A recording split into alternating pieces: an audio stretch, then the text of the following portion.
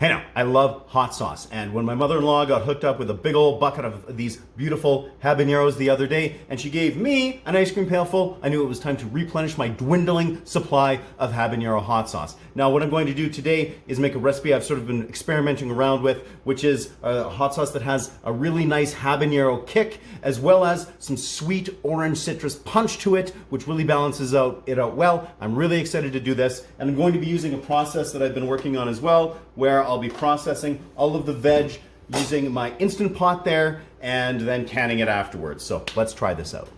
Ooh, I've got all my veg ready here, so let's get this going. So I have all of my vegetables nicely rinsed off here. They're all cleaned up, and I've got 2 pounds of carrots here. I'm just peeling them. I'm just going to cut off the ends here.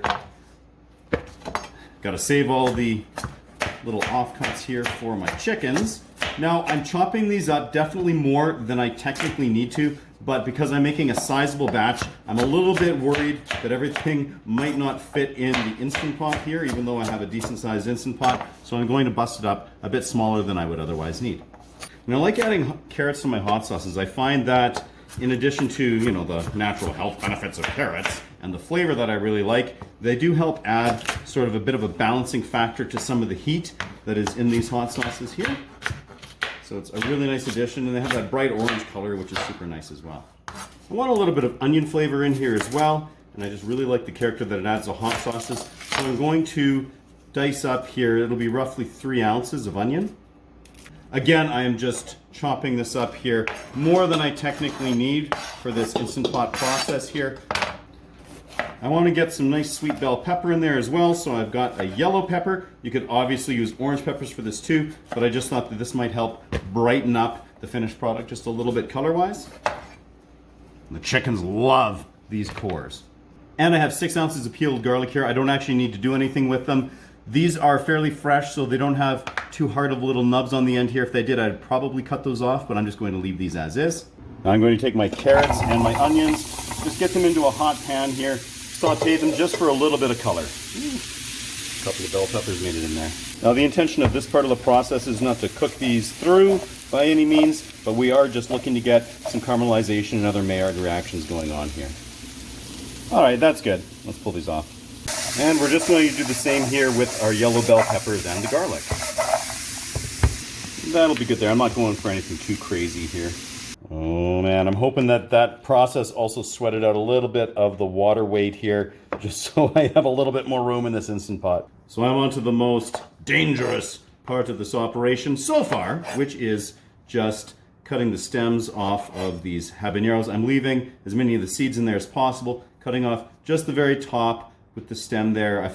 I was really ornery about it. I could sit here and try to cut off all those little nibs going around the top as well. This is 26 ounces of habaneros. So this is a decent sized recipe. You could totally scale this down for a smaller amount of peppers. I mean, we'll see what I wind up with for jars in the end here, but it's going to be quite a few, so I'm sure I'll be giving some of these away.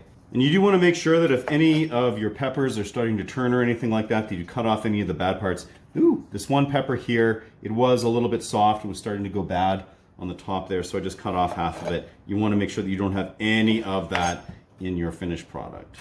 So again, just in the interest of making sure this doesn't occupy too much space in that Instant Pot, I am giving these just a bit of a rough chop here so that they won't be quite as plumped up as much, giving me a little bit of extra room in there. If you are not making as massive of a batch, or you have a larger Instant Pot or something like that, you can obviously forego this particular step.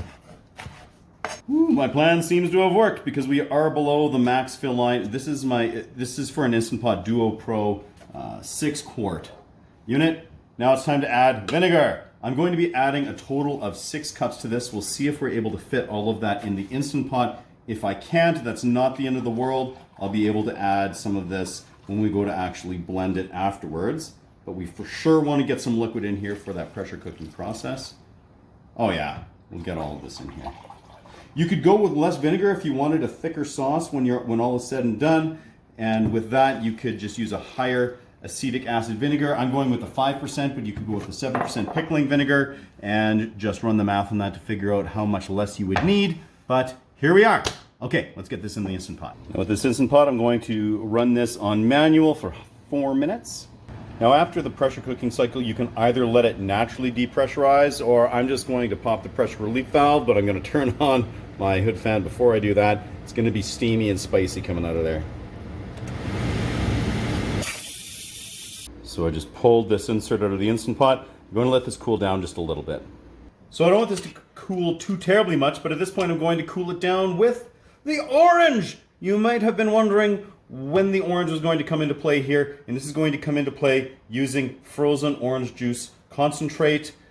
Now when you go to add this, you can choose either orange juice with or without pulp. I happen to have stuff without pulp, so I'm just going to add it, and I'm adding it still frozen. That's going to further cool this down. I'm just going to scrape out the rest of that there and give this a good mix.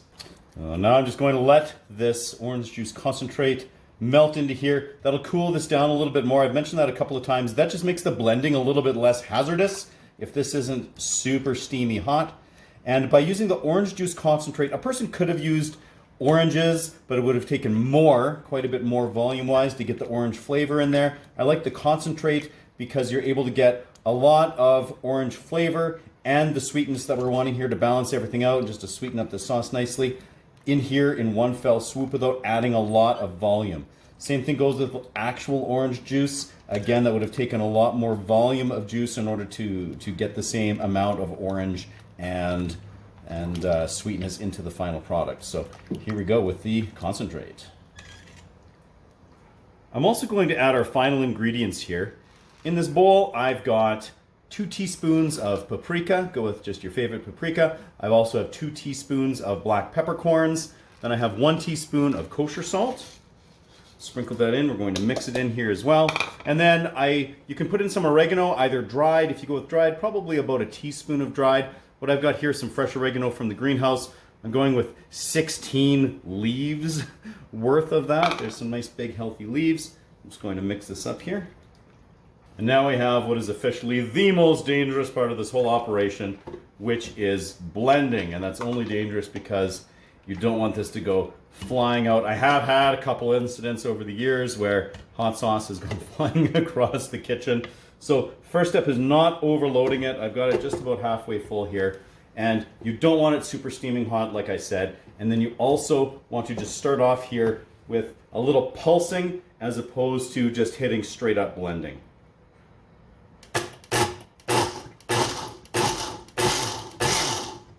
And then after that, I do like to just see if I need to burp it at all. Let a little bit of steam out if there's any in there. So I let that run for about a minute. I just want to make sure that this is really nice and smooth. Now I'm going to collect this all in a bowl. So I've got here just a large bowl. That way I can blend all of this in small batches and then make sure that it's still all nicely combined in case there for sure will be differences between how many peppers and carrots and the spices and whatnot are in each of these little runs that I'm doing here. So we'll get it all blended up and then mixed together. Now you want to make sure that you're happy with the sauce. Once you have it all done like this, double check it for texture and consistency. I like that right there. We're going to go for a taste. Woo! It's got some sharp habanero heat to it. Lots of that orange character. I think just enough sweetness. If you wanted to play with the sweetness and the orange, you could either add a little bit more or a little bit less of that.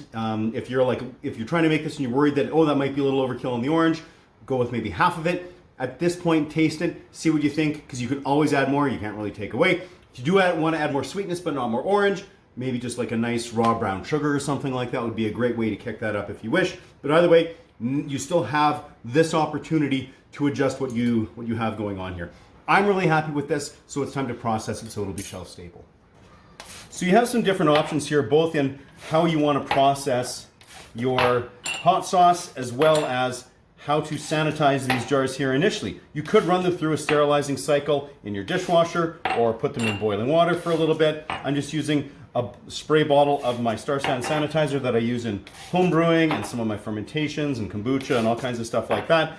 I like that product because it is non-toxic, it is tasteless, it is odorless, and you do not need to rinse it out afterwards. It's got a 30-second contact time, so I'm just giving these a little spritz down with that, and they'll be good to go. Now I'm going to be packaging the hot sauce in these 250 ml mason jars or 8-ounce mason jars. I think that's a really good size for my refrigerator and for how quickly I go through this hot sauce. It's also a nice size if you're giving it away to somebody. So you don't give away your entire batch, but you can still give them a nice dose of it. So I'm just going to use this jarring or canning funnel here and a ladle just to make quick work of this. Once you've filled your jars, you just want to go around and make sure that there are no tiny little splashes on the top of the jars here where your sealing ring and whatnot is going to be. There we are. Let's get some lids. All right, I've got all of these in their jars. They're sanitized. Lids are on nice and tight. Now you have a couple of options here for actually processing these. Now you could go with the traditional method and use a pressure canner. Just follow the manufacturer's instructions for canning a jar of the size that you select for sort of a lower pH hot sauce. Now what I'm going to be using today is my Anova precision cooker here, which I love. I use it in cooking all the time, and I like using it for processes such as this because I find it's really simple, and it also helps justify having invested in a precision cooker. As you can see, just double stacked here, I was easily able to fit all 18 of those, and I could have gotten 20 if I'd really wanted to.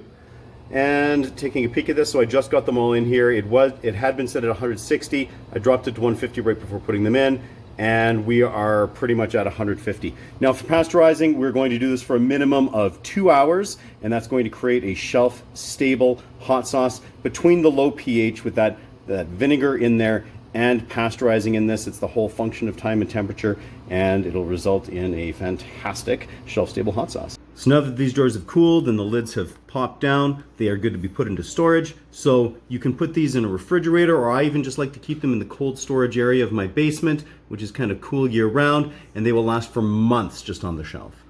So now, perhaps the most important phase of this entire thing, pop that lid off, the sampling. Now, first of all, let's take a look at that sauce. Make sure we don't drip it anywhere here. Take a look at that. Just a really nice, vibrant orange color. Absolutely beautiful.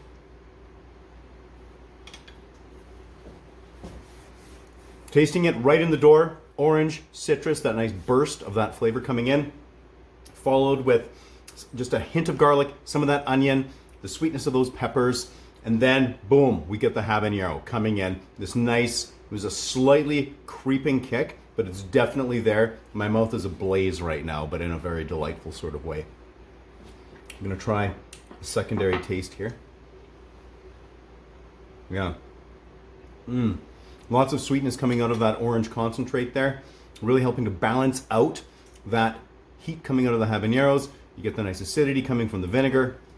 Fantastic. This would be great on burgers, on sausages, on pizza. Honestly, on almost anything where you're looking for that nice balance of sweetness with a nice hefty kick, which you get out of that habanero. It's a fantastic pepper for making hot sauce. So if you like it, give it a whirl. Let me know how it turns out. And until next time, keep your hot sauce at 11. It's been a few minutes and my mouth is still on fire.